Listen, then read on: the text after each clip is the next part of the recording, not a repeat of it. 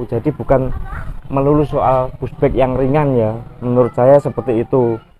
Jadi bukan melulu kita kalau full back karbon itu pasti menangan ya, nggak jaminan. Nggak jaminan. Assalamualaikum warahmatullahi wabarakatuh. Halo guys, jumpa lagi dengan Candy Speed Family. Semoga kalian semuanya dalam keadaan sehat walafiat, amin. Hari ini kita akan membahas pushback lagi guys. Ini banyak pertanyaan ya di luar sana, seberapa pentingkah pushback ringan itu untuk race ya, menambah kecepatan, atau mungkin sepeda yang ringan karbon itu pasti menang, pasti juara. Nah, kita akan bahas ya. Nah, di sini kan banyak teman-teman yang bertakon-takon.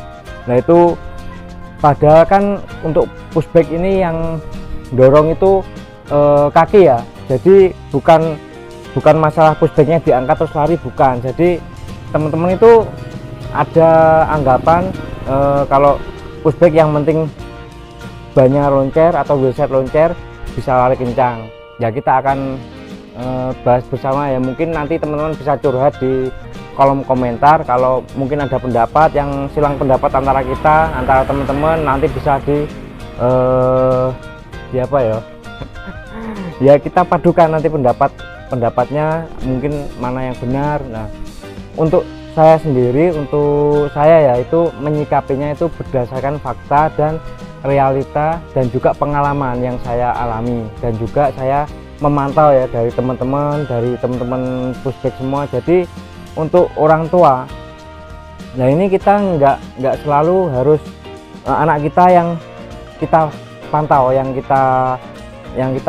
yang kita latih, tapi juga kita harus memantau rival atau teman-teman sebayanya untuk kelas 2019 ya. Kita harus tahu kekuatan dari rivalnya. Oh, 2019 yang menonjol ini yang perlu diwaspadai ini. Dan itu juga bisa menjadikan kita acuan anak-anak kita. Wah, anak kita harus sepadan dengan ini. Kita latih sepadan, paling enggak ya sepadan dulu. Kalau bisa ya melebihi, untuk nanti di race itu bisa fight ya, anak kita itu bisa fight di depan, bukan hanya yang penting asal ikut enggak. Nah, itu banyak faktor yang mempengaruhi. Terus untuk pushback juga sangat berpengaruh, sangat banyak ya untuk anak-anak kita supaya di depan untuk meraih juara.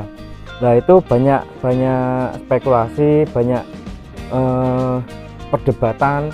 Jadi ada orang yang memang beranggapan bahwa kalau semuanya pushback ringan semuanya pasti juara. Nah, ada juga yang beranggapan nggak selalu yang ringan itu juara. Nah, saya punya pengalaman mulai dari 2019 ya. Untuk anak-anak saya kan juga banyak itu yang sekarang yang fokus di kembar.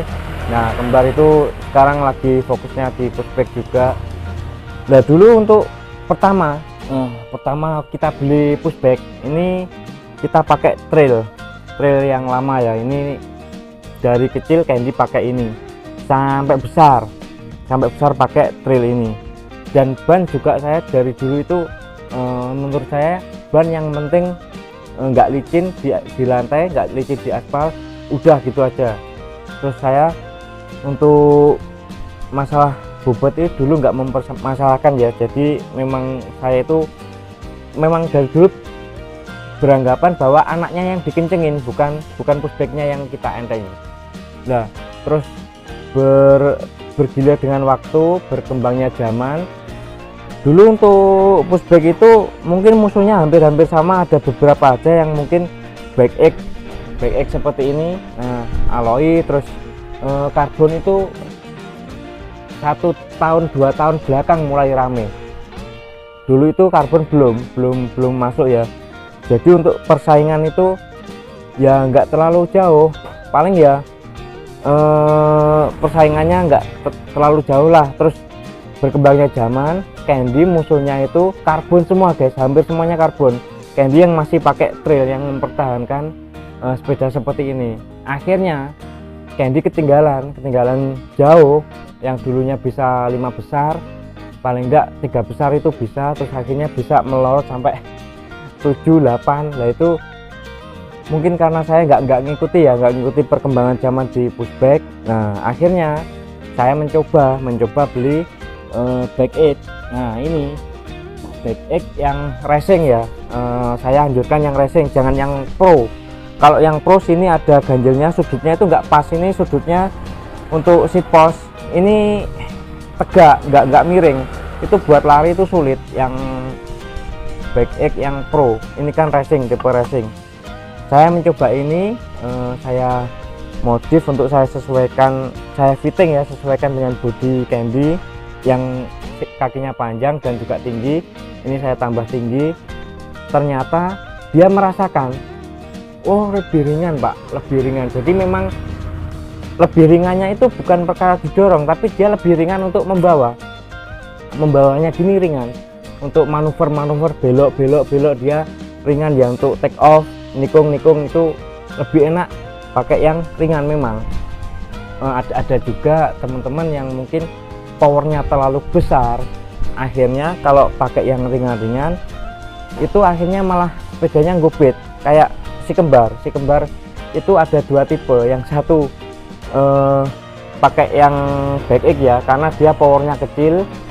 Ada yang satunya pakai ini, nah pakai trail one ini juga berat ya, sama dengan trail yang lama. Itu sepeda yang paling susah menurut saya, paling susah untuk disetting agar pas dengan anak itu susah trail one. Tapi kita berhasil menemukan, menyesuaikan dengan dia, karena juga lama ya fittingnya itu.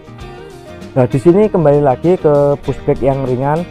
Untuk pushback sendiri saya ya membagi jadi tiga bagian untuk berat pushback. Untuk yang pertama itu yang paling berat seperti trail seperti ini, alloy trail one, trail yang lama itu termasuk yang berat banget. Untuk pemula saya tidak anjurkan karena memang berat ya, didorong itu anak-anak pasti kesulitan untuk manuver, pasti ngedebel istilahnya seperti itu, jadi berat.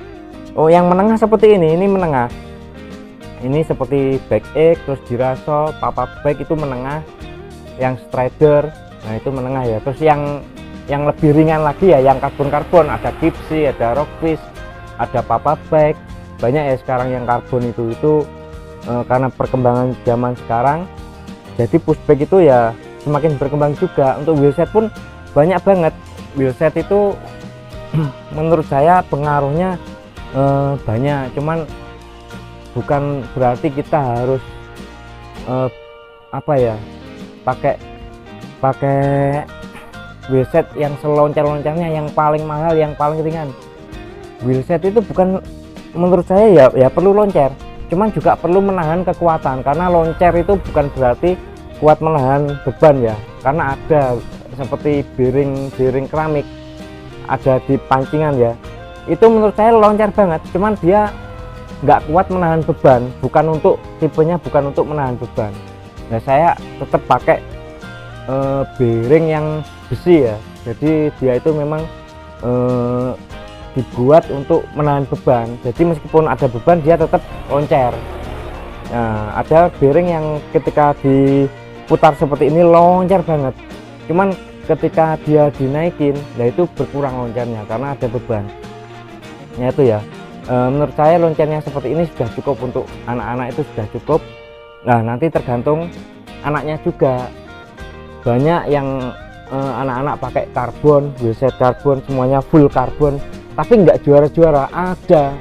Nah itu tergantung anaknya juga, kita memotivasi anak dan kita caranya mendidik anak, terus kita curhat dengan anak, apa yang dia keluhkan, apa yang dia sampaikan kita terima. Oh seperti ini, kita juga memberikan informasi ke dia dengan valid.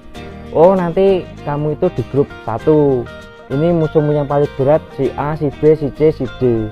Nah kamu harus berusaha untuk melampaui mereka agar paling tidak masuk ke babak berikutnya. Nah kita sebagai orang tua harus memberikan informasi kepada dia, nggak cuma oh setat le, ayo 1, 2, 3 go, lari. Ya nggak cuma seperti itu.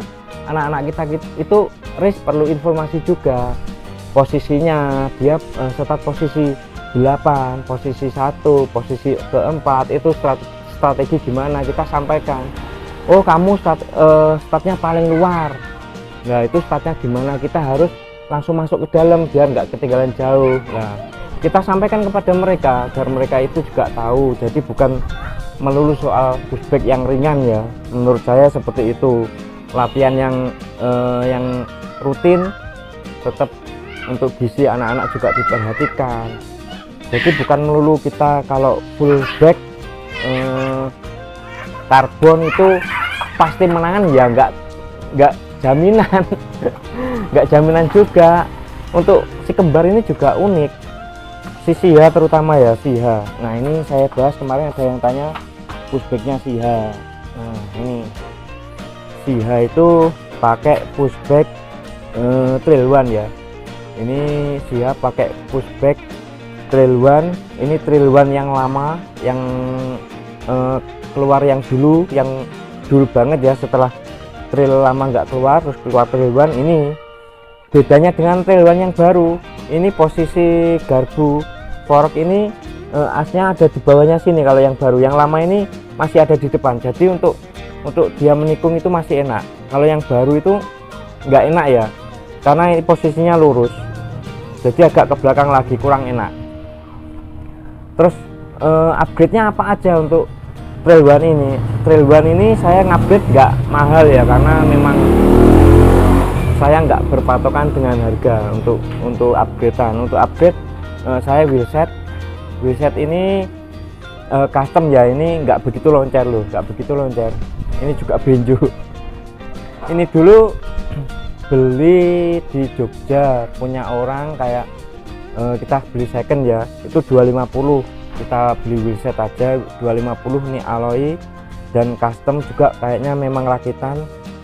Terus untuk setem kita genteni second juga, punya MTB, ini beli 50.